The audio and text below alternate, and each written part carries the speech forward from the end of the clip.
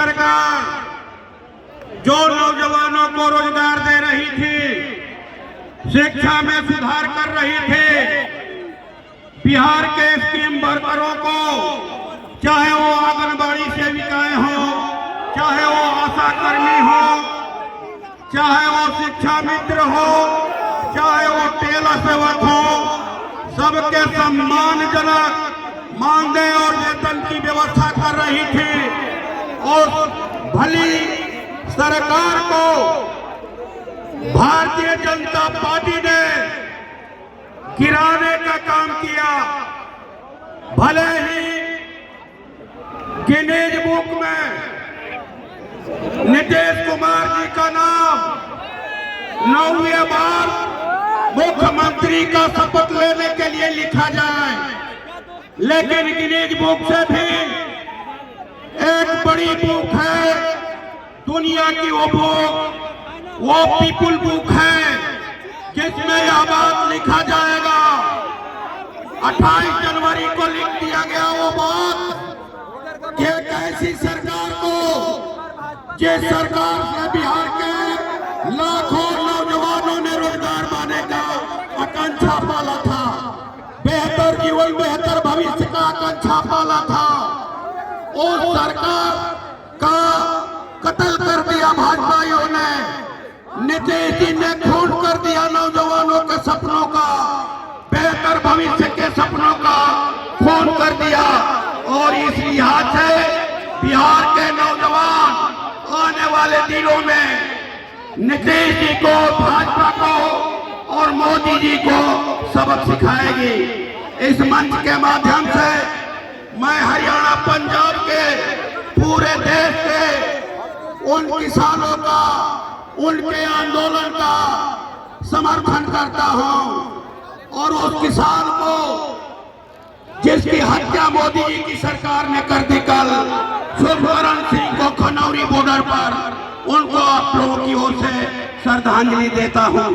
मोदी जी की सरकार देश की खेती को अडानी अंबानी के हाथ में देना चाहती थी, लेकिन पंजाब, हरियाणा के साथ साथ पूरे देश के किसानों ने मोदी सरकार की ईंट से ईंट बजा दिया। 1 साल 13 दिनों तक दिल्ली के विभिन्न बॉर्डरों पर लोकतांत्रिक तरीके से अपने 750 साथियों की कुर्बानी देने के बाद, अनवरत धरना के बाद जीत हासिल किया।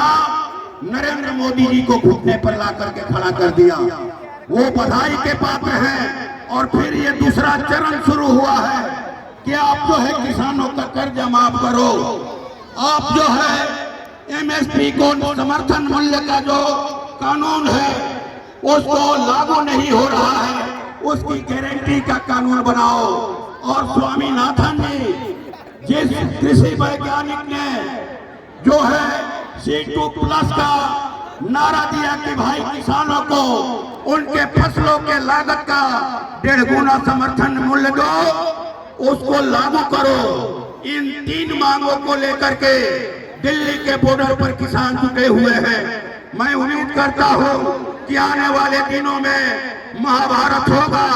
महाभारत इसलिए होगा कि मोदी जी की सरकार, जिसने अच्छे सपने दिखाए थे कि अच्छे दिन आने वाले हैं, हर साल 2 करोड़ रोजगार मिलेगा, हर किसी के खाते में 15 लाख जाएगा, सब गाए, उल्टे ये देश के तमाम सार्वजनिक उपक्रमों को अडानी अंबानी के हवाले कर रहे हैं। रेलवे जो भारत का सबसे बड़ा विभाग था नौजवानों को रोजगार देने के लिए, वहां भर्तियां रुक गई हैं, वहां भर्ती नहीं हो रही है और आए दिन ट्रेन दुर्घटनाएं हो रही है।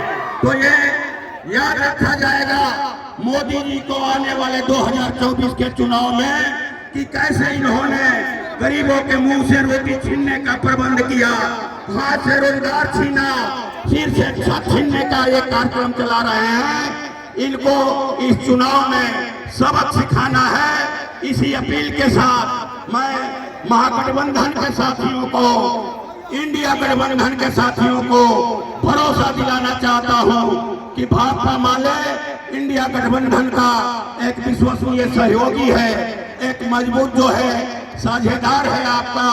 आप लड़ाई शुरू कीजिए। जो लड़ाई हम लोगों ने महागठबंधन की सरकार ने शुरू किया था, रोजगार देने का, बटाईदार किसानों को पहचान पत्र देने के लिए हमारी सरकार से बात हो रही थी। स्कीम वर्करों को, आशा कर्मियों को मानदेय कर्मी का दर्जा मिल गया था।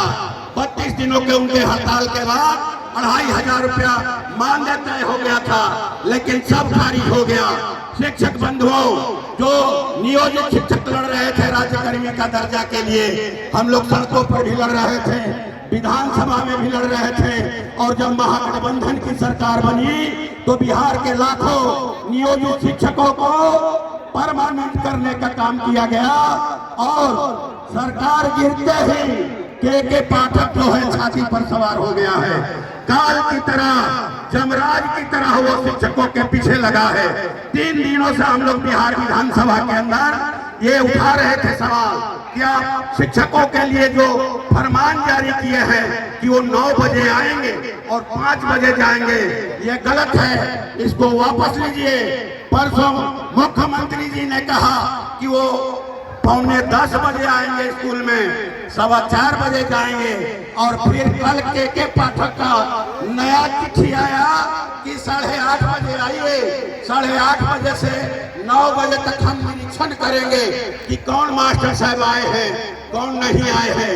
ये के पाठक लगता है कि नीतीश जी की सरकार की बलि लेकर के मानेंगे, बलि लेंगे। यही के पाठक उस दिशा में पूरा बिहार बढ़ रहा है।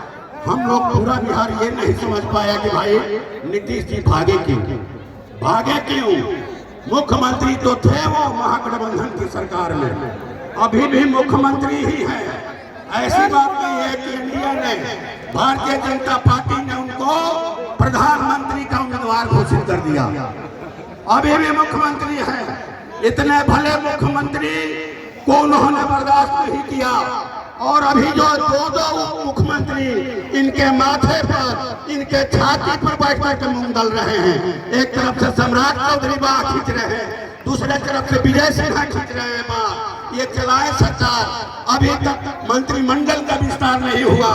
एक उप मुख्यमंत्री के पास 13 विभाग है। 13 विभाग, क्या काम होगा? सरकार का कोई जवाब नहीं आया। जो हम लोगों ने तारांकित प्रश्न डाला, अनुसूचित डाला, सब गायब। उल्टा सीधा जवाब जो है ये लोग भेज रहे हैं। तो ये सरकार नाम की कोई चीज नहीं है। भले सरकार चलाने का इनको मानसिक संतुष्टि मिल रही हो, लेकिन जो है ये सरकार नहीं चल रही है, बल्कि ये लोग बदमाशी कर रहे हैं, रंगदारी कर रहे हैं सरकार के नाम पर। इसलिए बिहार के नौजवानों, किसान मजदूर साथियों, आपको तैयार होना है अगली लड़ाई के लिए कि केंद्र में बैठी जन विरोधी, किसान विरोधी, रोजगार विरोधी मोदी सरकार को उखाड़ करके फेंकना है। और यहाँ बिहार में भी इस सरकार को मटिया मेट करना है। यह संकल्प लेकर के जाइए आप यहाँ से। अंत में एक बात मैं कहना चाहूँगा, वो ये कि हमारा जिला कृषि प्रधान जिला है। यहाँ की अर्थव्यवस्था जो है कि ऋण कृषि है, खेती है। लोग हल्ला कर रहे हैं कि भाई जो अभी जो MP है वो केंद्रीय मंत्री भी है कि एकदम विकास का जो है बढ़ाया हुआ है, रोजगार का बढ़ाया हुआ है। हमने कभी इनको भी लोकसभा के अंदर किसानों के खेती को लाभदायी बनाने के बारे में नहीं देखा कि आपने कभी सोन नहरों के आधुनिकीकरण का सवाल उठाया हो, कदौन में जलाशय बना करके बाढ़ के पानी को रोकने के लिए सवाल उठाया हो, किसानों को उनके फसलों का बेहतर दाम मिले, इसके लिए आपने कभी कोई सवाल उठाया हो। ऐसे लोग दावा कर रहे हैं कि हम ही ने इस जिले का विकास किया है। वैसे लोगों को भी इस लोकसभा के चुनाव में करारा जवाब देना है और इंडिया गठबंधन को इतना वोट से जिताना है कि दिल्ली कांप जाए। इसी अपील के साथ अपनी बात समाप्त करता हूं। धन्यवाद।